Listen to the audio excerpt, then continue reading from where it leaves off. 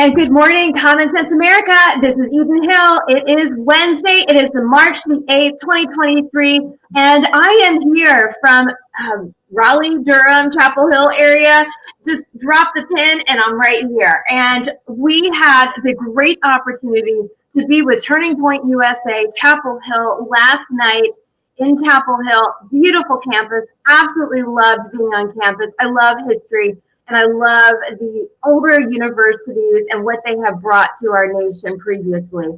Last night, Dr. Jennifer London, who was a client of mine, spoke on lessons in leadership to the Turning Point USA Chapel Hill chapter. It was a beautiful event. If you would like to hear the full segment, hop over to Common Sense America with Eden Hill on my YouTube channel.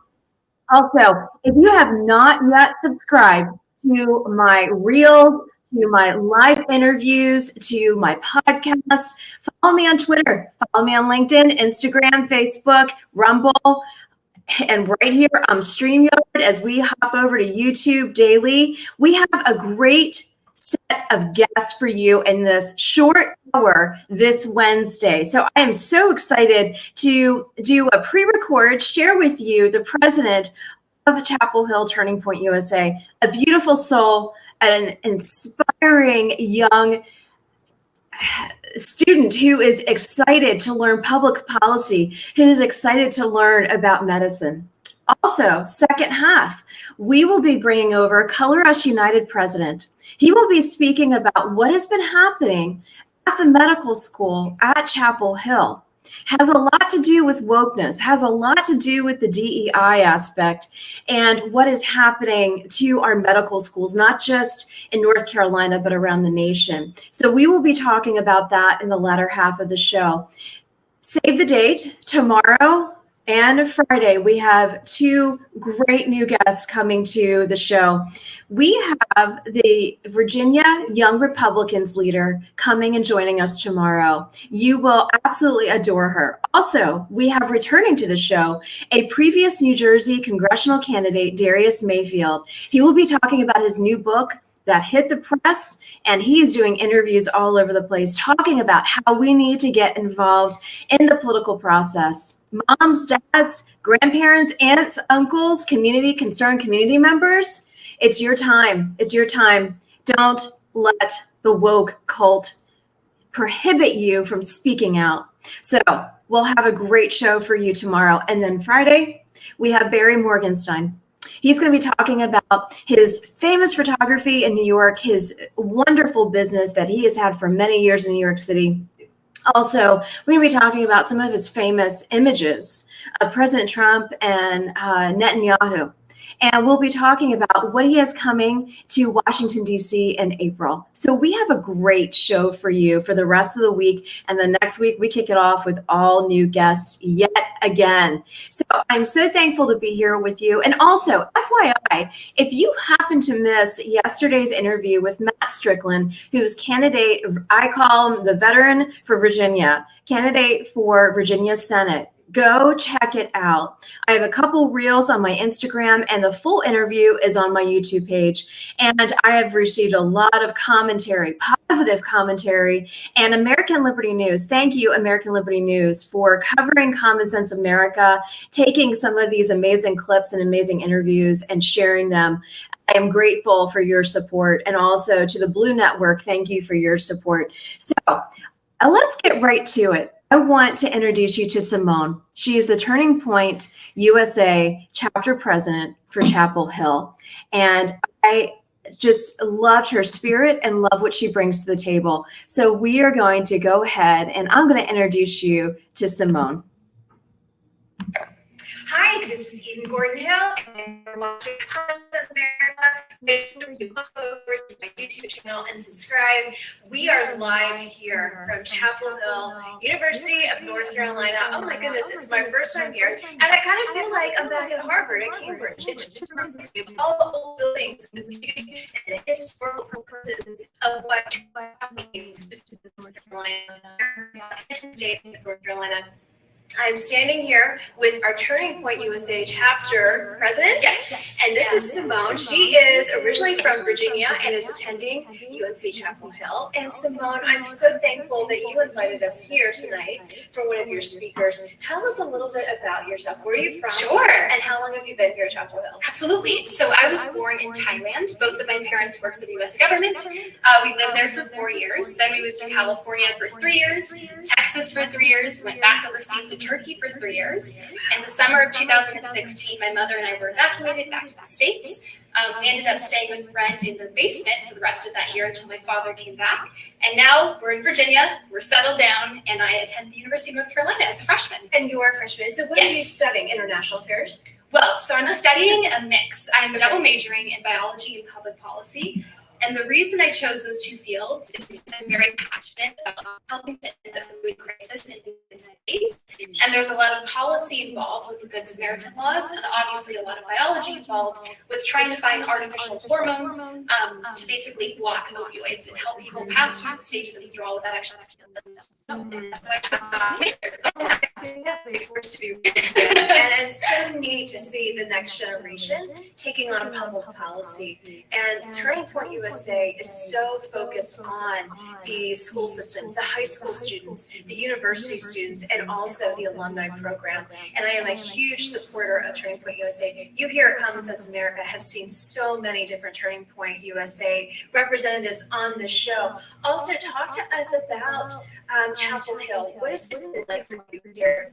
Positive experiences. And then the things in the culture wars. What's that like for you being a part of Turning Point and seeing what's happening on campus? Sure. So Chapel Hill is a really unique and diverse place. The school itself tends to be more liberal. We are also in the Bible Belt, so you get a lot of different people from all walks of life. And because Chapel Hill is also a state school, there is mostly North Carolinians, but I have met a lot of international students who bring their perspectives with them.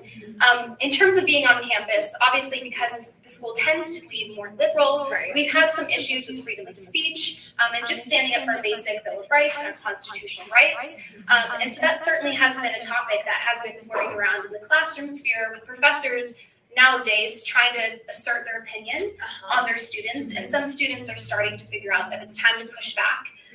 And really understand what a true liberal arts education is. And I think that has been lost in some of the college classrooms, where teachers will tell you what to think and not how to think. A true liberal arts education, the purpose of it is to empower people to understand how to think, but not to rely on others' opinions, right? Like they're supposed to be able to form their own opinions. And so certainly that has like Turning Point has tried to facilitate speakers that students don't necessarily get to see in the college classroom. Well, talk to us about those speakers. I mean, we just saw an amazing lessons in leadership tonight with Dr. Jennifer London, as she spoke about her husband's legacy in the defense industry as a Navy veteran. But talk to us about here to Chapel Hill and that you were looking to bring. Sure, yeah. So I've only been here for a semester and a half. But we have had actually a pretty amazing time in just that short amount of time that I've been here. Our first year event was last semester. We had a Turning Point contributor, Anthony Watson, and a Turning Point ambassador, Matt. And they both came and they both had very stories about cancel culture. So Anthony, for example, was set to go to the Olympics. He had lots of Olympic sponsorships. And he posted a photo of him at a Turning Point event, and he basically was canceled. People pulled out of those contracts, and he was left to defend himself. He was super as well. He owns a company, I believe it's in Pennsylvania, and he does a lot of real estate. And during the COVID lockdowns, they did not allow them to work in person, which really hurt the market. So he actually ended up suing, I believe it was the governor, in a case that went up to the Supreme Court, and they that by speaker Christine Jurgen, who works with Students for Life and Turning Point USA. She also has a podcast, and she was really phenomenal. We actually had a really interesting turnout with a lot of people who were pro-choice, who actually had the ability to ask questions that they were never able to ask. And it was the most diverse range of students, and the debate was just phenomenal. Do you think after just exposing them to the truth, Yes, about what it really means to be pro-life, what it really means to be pro-choice, yeah. do you think that there are parts of the minds that change? I believe so, absolutely, because usually the notion with pro-lifers is it's a bunch of old white men who want to control women's bodies, and that was not the case. The students who attended were from every walk of life, both sexes, all races, and it was really beautiful because by the end of the night, those who were pro-choice realized that the pro-life movement is from the womb to the tomb. We're not just pro-birth, we're pro-life. And so they left, and a lot of the people who came who didn't agree with us initially ended up taking our stickers from our merch table. How powerful is that? It was incredible. So Yeah. Turning Point USA has such an amazing leadership role at all the universities. It's been an honor to work with North Carolina specifically, Yes. working with ECU, working with Chapel Hill, and NC State as well. Talk to me about what are some of your exciting visions that you have in store in this leadership role as a freshman here. How exciting to be on such a powerful campus and to be able to hold these tools to expose the truth and to really bring and help people understand. Yeah. So removing that indoctrination, removing that woke cult. What are some of the things that you really envision and some of your goals for Yes. Well, I think that now that we're back on campus, a lot of people have really they've realized that lockdowns were to see how much of our freedom we're willing to submit to the government. And I think that it's been really interesting seeing students actually realize that learning in person is so powerful. It's priceless. You cannot replace a teacher with a computer screen. Exactly. So people, although they might be a little hesitant, I think in the back of their heads, they're being red-pilled. And they're realizing that actually we need to have people in person. And the COVID lockdowns also affected a lot of different things. Like I was saying, with the opioid crisis, I think we had around 270 Americans dying each day after the COVID lockdown. That I'm not surprised, because when you isolate people, you have the mental health issues, the mental Yes, health yes, epidemic. You know, I'm going to go here for a second. I looked at the Biden dictatorship and what they say, and they talk a lot about the fact that, you know, they want to take our gun rights away. No, you will not take my 2A gun rights away. And then they say, but most of the issues are because of guns. No, sir, they're not. Right. They are because of mental health issues. Yes. There's more than 8 million people who are dying from mental health issues, Right. who are struggling with mental health issues. So going back to the opioid crisis, going back to the Yes, COVID lockdowns, it all has that effect. And you know, many conservative commentators that I work with talk about just how fragmented our culture is and how people are still dealing with the post-COVID lockdown and the mental health epidemic that we're in front of. So you, my dear, you are fighting to really help and clean up what is happening in this opioid epidemic. And also from the public policy standpoint, we need more people like you in the halls of Congress, in the halls of education, and we are going to continue leading and focusing on this. So Turning Point USA, thank you so much for being a part of Common Sense America. We are awake when we are not woke. So make sure you hop over to Common Sense America on my YouTube, Twitter, LinkedIn, Facebook accounts. I will see you tomorrow, 9 a.m. Eastern Time, every day, weekdays. Thank you. God bless you. Thank you.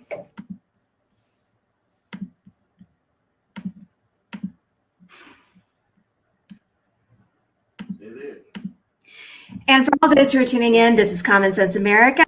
Thank you so much for supporting our work here with Turning Point USA. Thank you so much for all that you are doing to help support these young educators, these young students who are in the halls of education fighting for public policy, fighting for our rights in the public square. We will be bringing over Kenny Shu, who is with Color Us United, in just a few minutes.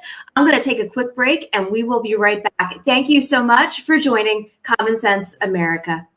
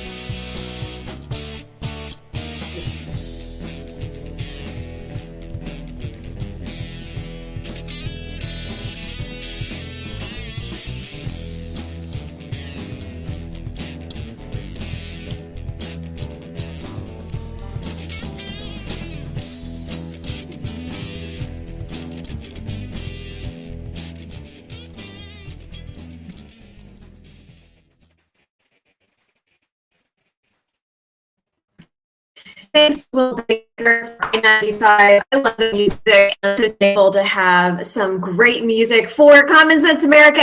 Hey, you guys, it's Wednesday. It is March the 8th. I cannot believe we are already in March, and all the daffodils are out, and it's absolutely stunning, but now it's freezing cold, and it's in the 30s, and I have my winter coat next to me. So what a crazy spring season, but I'm so thankful we are headed into spring. I'm so thankful to my audience out there. You guys are such an amazing support, whether it is here live or whether it's post-show. I get so many amazing comments from you guys, and I use the word amazing all the time because it's a great word. And I also know I use other words as well, but you know what? I am grateful to the audience. I'm grateful to some of the comments we got yesterday when I was doing my opening monologue. Holly K. Dunn, who's a very dear friend of mine, an author, an advocate for children, she was commenting on some of the things I was talking about. Gathering around our kitchen table, gathering around and having family discussions, playing in the streets, riding bikes, talking to our neighbors. Who would have thunk it? Talking to our neighbors is okay. We're not going to be locked up for talking to our neighbors. And I think we still live in that mentality post-COVID. And even talking offline with some of the school students last night at Chapel Hill, people still come to school masked up. Hey, that cotton thing isn't going to do anything for you. You have got to engage. We have a community here of United States of America. Don't be afraid to engage.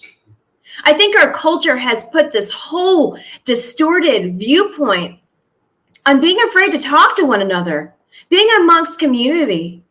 I love our neighbors on our street in Cedar Point. Some of them are new, and they are just the kindest people. Some are from Ukraine, some are from Pennsylvania, New York. And I'm grateful for the community that we have built there. And I'm also grateful for the community that we have as we travel this great country of ours. It's about engaging. It's about talking to one another. It's about talking to the issues. We have so much at stake here. So as we bring over Kenny Hsu with Colorist United, he will be with us in just about 10 minutes. He had a little mishap this morning, and I'm excited that he can join the show. He was originally supposed to be on with us at CPAC Radio Row. We had some technical difficulties during Radio Row, hence why if you tuned in to CPAC Radio Row, we were so excited and so thankful to be there that the internet connection there was just bombarded with so many different people, and we could not keep the connection. I didn't talk about it earlier this week because I don't want to go negative. I want to stay positive, but just to let you know, that's what happened. So a lot of the people that we wanted to introduce you to at CPAC are now going to be on the show this week, next week, the following week. I tell you what, we got a great lineup of amazing guests. And yes, they are focused on conservative values. They're focused on parental rights, school choice, our taxes. Yes, our taxes. As you can see, how much money are you guys saving since Biden, the dictator, has been in office? Probably not very much. How are your taxes looking as we head into tax season? I'm very concerned. I'm very concerned. I am running my business. I'm running this podcast, which is a business in itself. I'm taking classes to advance my education. I am a spouse, and I'm a concerned community member, and also who ran for state house. I'm very concerned about our taxes. I'm very concerned about our incomes. I'm very concerned about where is our savings going. It's all going to pay for these illegal immigrants, right? It's all going to pay for killing our babies, right? After all, we live in North Carolina, which is a destination abortion state, right? Where is our money going? That's my question. And I know a lot of other people on Fox Business and a lot of the radio shows are talking about it. And I may have this podcast that hits a couple thousand a week, maybe more, but I'm not going to be muted because of liberal. I'm not going to be muted because I have a lot of people that disagree with me. I'm not going to stop speaking until God takes me home. Because for such a time as this, we all have an opportunity to stand up for what we believe in. Whether you go to CPAC, whether you go to Club for Growth, whether you go to NRB, we have a ton of different events that happened around the country and that are very focused on presidential leadership. Who's going to be the next Republican president? Who is going to be leading this nation? A leader. Look it up in the dictionary. What does leader stand for? It is certainly not what we have at the White House right now. It is not a special counsel, and it's not Obama or Biden. Whatever they are, it is not that. That is not a leader. We are looking for leaders in the halls of education, in the halls of Congress, in the White House, at the local school board level. We are looking for leaders. I got a text last night. For all of you who have been following this Onslow County story I've been talking about for a couple weeks now with Tyrus Kemp, who is a concerned citizen. He's a part of the Young Republicans GOP. For all of those who have been supporting the parents who came out, sharing their stories with what is happening in Onslow County. I got a text last night. School board meeting met. They did not give the parents the right to speak last night. What happened to our freedom of speech, ladies and gentlemen? What happened to it? If you look at Governor Sarah Huckabee Sanders, or if you look at Governor Ron DeSantis, they both talk about in their education reform packages where parents have a right, parental rights. Hey, North Carolina, did you hear that? Just wondering if you're awake there. Parental rights. Something very powerful to that. Freedom of speech. Yeah, that's a part of our rights. Freedom to speak in the public square. Yeah, that's a part of our rights too. So, as I am very convicted to help these parents, no, not getting any publicity for it, not getting any payments for it. I'm doing it because when children are abused, I take it personal. Holly K. Dunn knows what I'm talking about. Hey, Holly, if you're listening or if you watch this later, I would love for your thoughts and recommendations on what's happening in our schools as well. Holly founded Holly's House years ago, helping children who are victims of heinous acts. If you have a moment, hop over to Holly's House. No, she's not based in North Carolina. She's based in Indiana, but the method still works to help children who have been victims of crimes. There are many other great groups out there like that. But what really bothers me is when the lamestream media, the local news say, oh, it's not important enough. It's just the same story we hear all the time. No, it's not. It's a child's life. And I'm going to beat this story until we get some answers. I really am.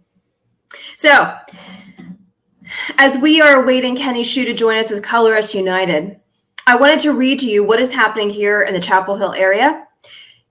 I heard rumor that Lieutenant Governor Mark Robinson will be in the Chapel Hill area tomorrow doing a press conference talking about the woke medicine and the woke indoctrination that's taking over the medical field across the board, but also at Chapel Hill. Let me read to you a little bit about what is happening. UNC Medicine petition that Kenny Hsu put out with Color Us United.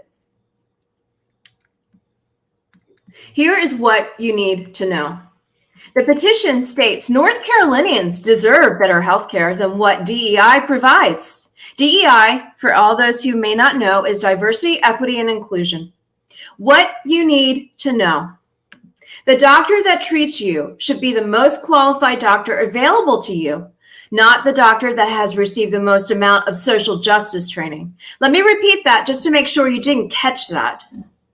The doctor that treats you should be the most qualified doctor available to you, not the doctor that has received the most amount of social justice training.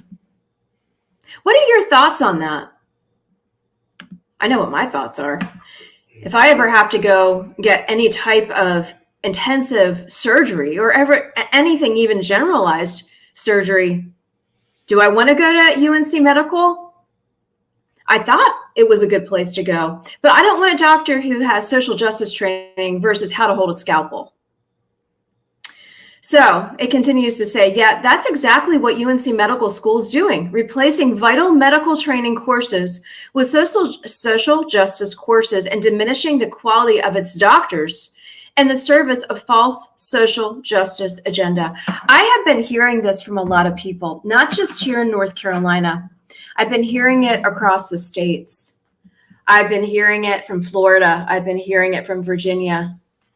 So what are we going to do about it? Here are the topics that medical students are required to study. You may want to take some notes on this. Just if you're in Pennsylvania, if you're in New York, if you're in California, just to keep note of what is actually happening. Here are the topics medical students are now required to study: unconscious bias awareness, understanding and responding to microaggressions, in parentheses, how to claim constructive criticism is racist, understanding how to view and treat patients based on their race, how to ignore behaviors that may be causing the patient's illness, understanding that America's medical system is structurally racist, how doctors should spend time as social justice warriors rather than treating patients, using race to treat a person's individual unique biology is just bad medicine. UNC has integrated race-based medicine into the entirety of its hospital systems. Take it straight from the horse's mouth. Here in a link to this article on Color Us United is the UNC's Task Force to Integrate Social Justice document, released in October of 2020. It states this is not some outdated document. UNC released an updated to this document, reaffirming its priorities as late as March of 2022. Your voice is essential and to turn these things around. To stop the woke invasion of the UNC medical system, you need to let UNC Dean Wesley Burks know patients will not stand for it. In fact, you should demand that Dean Burks rescind the woke framework and make clear UNC's sole focus is excellence in healthcare.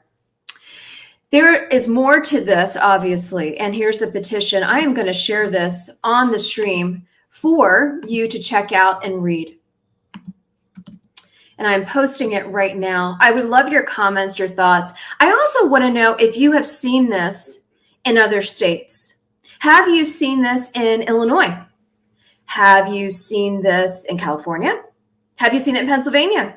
Where have you seen it?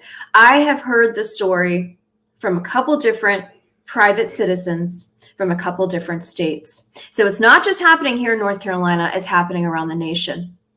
And it's been happening more and more since COVID. Do I blame COVID? I do blame COVID for a lot of it, but I'm blaming it more now because we're allowing this to happen. So it is 9:30 a.m. Eastern time. And we are about to bring Kenny over to the show. I am so glad to have him here as I've been reading his amazing petition on Color Us United. Good morning, sir. How are you? Hey, I'm well, Eden. Thanks for having me. My pleasure. I'm so glad to finally see you. I hope all is well. And I was just reading to my audience the Color Us United petition on UNC Medical. Can you give us a breakdown in layman's terms, how you uncovered this, what you are doing to stop this, and then we'll talk about the press conference tomorrow. Yeah, so UNC Medical is, one of the biggest, largest healthcare institutions in the entire nation. They're a $15 billion healthcare system that North Carolinians trust with their lives. They're almost monopolistic in some regions of our state. And so when we found out in October 2020 that they were releasing a task force to integrate social justice into their curriculum, into the entire health system, doing things like teaching doctors and training unconscious bias rather than teaching them how to be a good doctor, doing things like racially preferentially admitting and training doctors. That means you're not selecting from the most qualified pool. You're selecting from a pool selected on the basis of race. Now, how would you like a doctor of a certain race rather than the most qualified doctor? I think all of us would want the most qualified doctor. So we launched a petition to save our healthcare system, to make sure that the dean of the medical school, Dean Wesley Birx, who was also the CEO of UNC Health, publicly denounces DEI and wokeness in medicine. And you can sign it now at colorusunited.org. How is that petition going? What responses are you receiving from, I know that you were based in North Carolina as well. What kind of responses are you receiving from the national spectrum and also the state spectrum? Huge response. In the national level, 2 weeks ago, actually, UNC voted to ban diversity statements from tenure, appointment, and promotion. That's huge. That applies to the medical system as well. That means that doctors will no longer have to sign these left-wing diversity statements to be promoted, which they had to previously at the medical school. How long had that been going on? I didn't mean to interrupt you, but I'm just curious. What is the timeline of how long? Well, it really accelerated post George Floyd, just like a lot of these things accelerated. But it was brewing before then. It was brewing during the Trump era for sure. DEI was the new at that time, a lot of Americans were not awakened yet to the harms of diversity, equity, and inclusion. And Color Us United, we were really one of the first organizations to expose that to the nation. So talk to me also about the state level. I know you were about to talk about that. What's the reception like, knowing that you had mentioned a press conference tomorrow with Lieutenant Governor Mark Robinson. Talk to me about the state aspect of their involvement and what is happening at UNC. So Lieutenant Governor Mark Robinson, who is a huge warrior for our causes of meritocracy and race blindness, is actually going to be speaking at the Lieutenant Governor's mansion at 1 p.m. tomorrow on the subject of removing DEI from our medical institutions, because ultimately we want the best qualified doctor. We don't want our healthcare system infected with race, and we want everybody to know that they can trust their doctor no matter what color they are. That means admitting only on the basis of merit. Right. Let me ask you this. I have heard stories of other people in different states talking about how they have experienced this. And I've heard it from Florida. I've heard it from Illinois. I've heard it from Virginia. Talk to me about what other states are really enforcing this, because do I need to now say, when I go to my doctor's office and I have to get surgery, do I need to make sure that they know how to hold a scalpel? Like in all reality, what do we need to know as everyday Americans for our medical procedures? What do we need to be aware of and monitoring so we don't end up with a doctor who has no idea what they're doing with us? Yeah, in the University of Minnesota Medical School, they made their medical students recite a new oath to replace the Hippocratic Oath.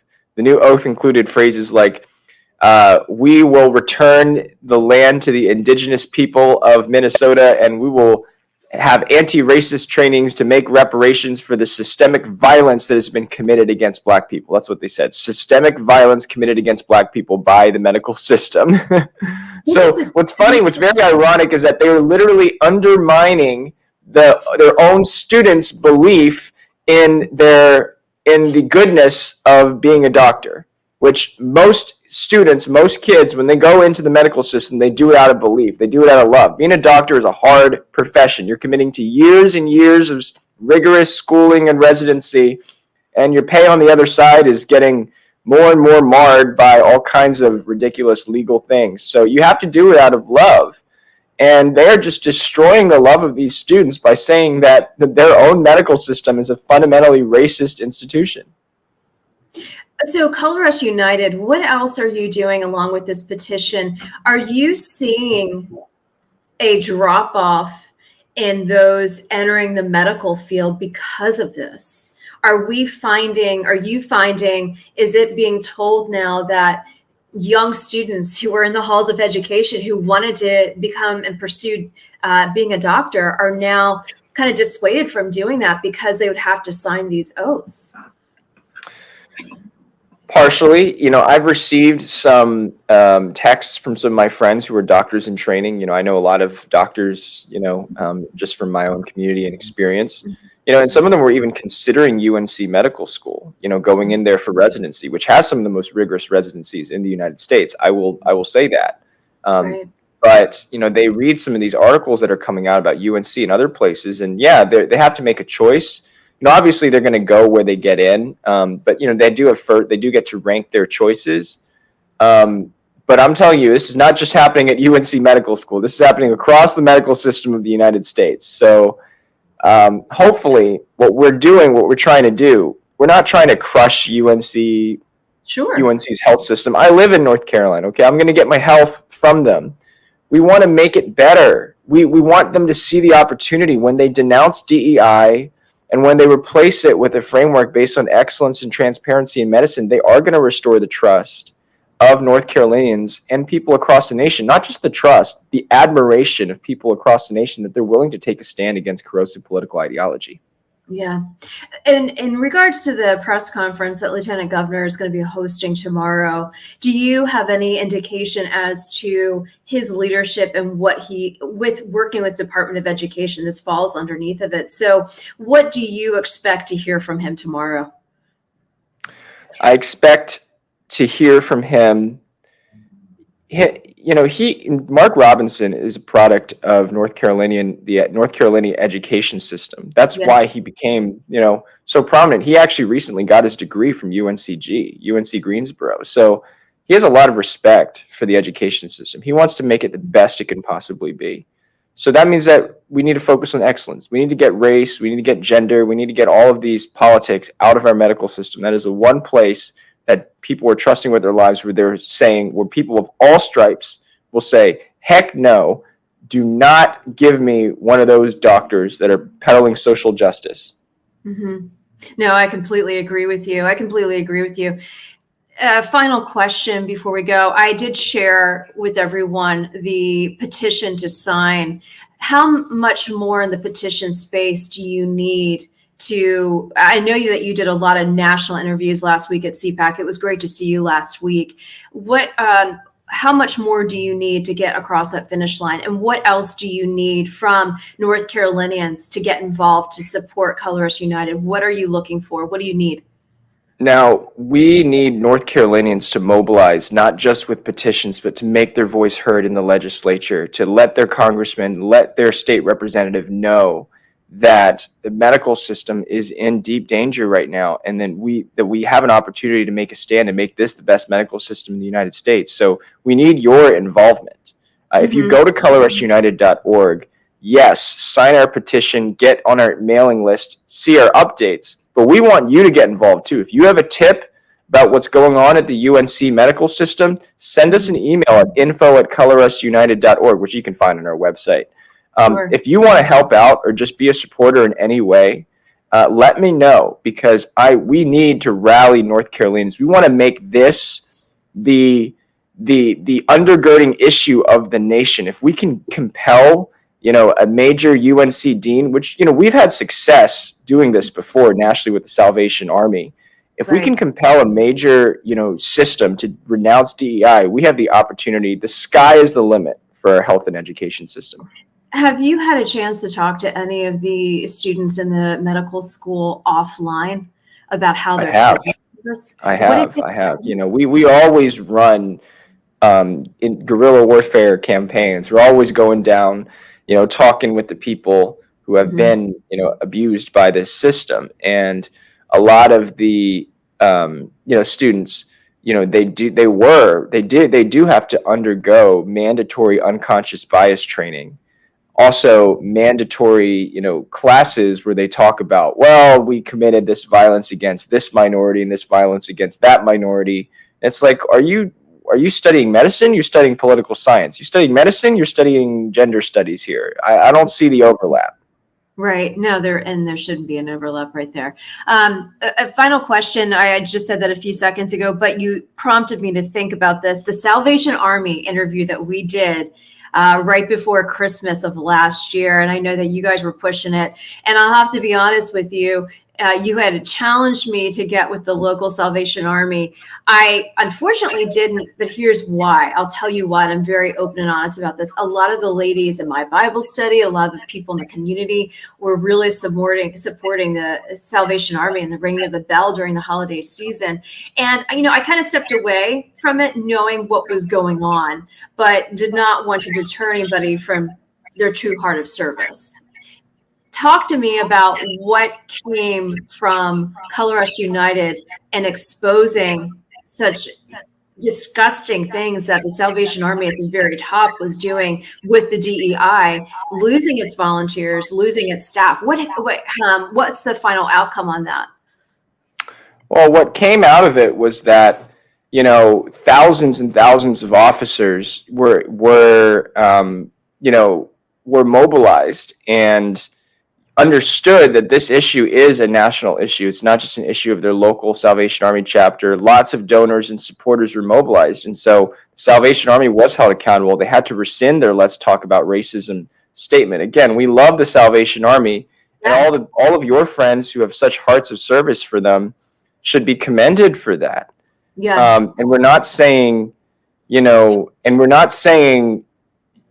that those volunteers and those officers on the ground should not continue to serve. In fact, we praise their service. We love their service, and that's why it's so horrible that the Salvation Army came out and said that their officers should lament, repent, and apologize for racism. I mean, you're going to ask your Salvation Army officers to repent for racism when they're the ones going into the inner cities, helping Black and brown children get bagged lunches and air conditioning? No, we have to praise these people, praise the generosity of your members and your officers. Exactly. Well, I noticed on your Twitter account, for all of those who are tuning in, Common Sense America, this is Color Us United, Kenny Xu, president. And I noticed on your Twitter account, you are on a speaking tour. What are we speaking about? Is this your book? And you are all over the place. Tell us real quick where we can find you and where we could potentially hear you speak. Yeah, you want to invite me to speak, just send me an email at my website, inconvenientminority.com, or honestly, you can just DM me on Twitter too. Okay. But yeah, I'm on a big speaking tour right now because this DEI thing needs to end. And I know the consequences of this. I was one of the first to really raise this entire issue because I studied Harvard's discrimination against Asians and how they kept using diversity. They kept saying, we want a diverse student body. And they use that as an excuse to discriminate against Asian people, who you would think are diverse people in our country. Exactly. And so I know what the roots of DEI and CRT ideology truly are. So invite me, and I can come and speak to that for you. Okay. Where are you headed next? I noticed Dallas and a couple other cities. What's your next travel stop? Arizona, Phoenix. Arizona. Okay. Yeah. All right. Well, I'm so thankful to have you. Thank you for your flexibility. Thank you so much for all of your support to what we did last night with Turning Point and really talking about lessons in leadership and just raising that powerful halls of education flag for our conservative voices. So thank you for what you're doing here in the great state of North Carolina. Look forward to having you back. Keep us updated on your travel schedule, and we'll talk to you soon. Thanks for your flexibility too. Thank you. My pleasure. We'll see you soon. Bye-bye. Take care. See you. Bye-bye. And for all those who are tuning in, this is Common Sense America. It is 9:45 a.m. Eastern Time, and we are just about 15 minutes until the top of the hour. If you are looking to investigate more and also signing the petition, I do have it posted on the stream. Let me just also show it to you right here. That is colorusunited.org/UNC-petition/. And also keep in mind that Lieutenant Governor Mark Robinson will be doing a press conference tomorrow. That is Thursday, March the 9th, from the Lieutenant Governor's offices in Raleigh. He will be talking about that. I'm eager to hear what he has to say. I'm sure it'll be all over the local news. And also maybe some of the national media will pick it up.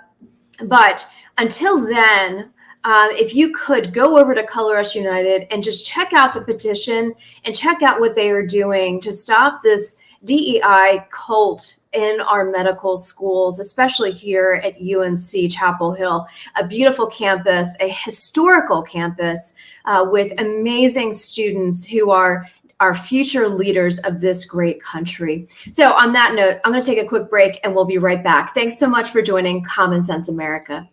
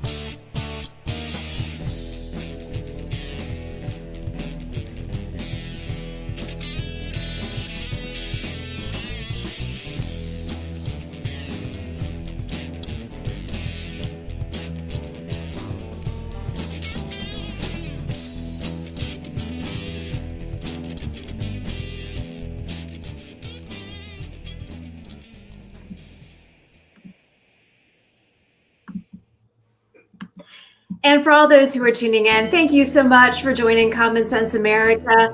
We are just a few minutes out until the end of the show. And I wanted just to share with you really briefly, I am posting in the comment section for each and every one of you the interview with the veteran for Virginia candidate, Matt Strickland. I was just looking at my Instagram account and also my Facebook account. And quite a few of you are really responding to what you said yesterday. So thank you for your support. And if you haven't yet seen the interview, hop over to YouTube, my Common Sense America with Eden Hill channel, and you can see the full interview. Talked about veterans, veteran employment, taxes, school choice, our education, what is ahead for the great state of Virginia. So if you have not had a chance, go check it out. It is a very powerful interview. Also, I wanted to talk to you about tomorrow. We will be having, like I said, former candidate for Congress from New Jersey. We will be having Darius Mayfield join the show to talk about his new book. But also, I wanted to share with you briefly about Jesse. He was with the Virginia Young Republicans. I wanted to share with you a little bit about where she is coming from, and she will also be joining the show tomorrow. She is the chair of the Young Republican Federation of Virginia. and a candidate for the Young Republican National Chair. She has previously served as campaign volunteer, local YR chair, YR National Committee woman, and an RNC delegate to the 2020 convention during her time in Virginia politics. Young Republicans has given Jessie the opportunity to travel across her Commonwealth and country to support Republican candidates, train activists of all ages, recruit candidates to run for office, organize volunteer activities, and advance our conservative principles to new communities. She is passionate about helping young conservatives get involved in politics so they can become leaders in their communities, states, and our nation. And I will vouch for that. I have spoken with her on the phone. I have been talking with her in recent weeks. She was originally supposed to be with us at CPAC, and like I mentioned to you earlier, we definitely had some scheduling and technical issues during that day, but you know what? We have her here tomorrow. And she is very passionate about the future of this nation. She's originally from upstate New York, and she attended Regent University, both undergrad and the master's program there.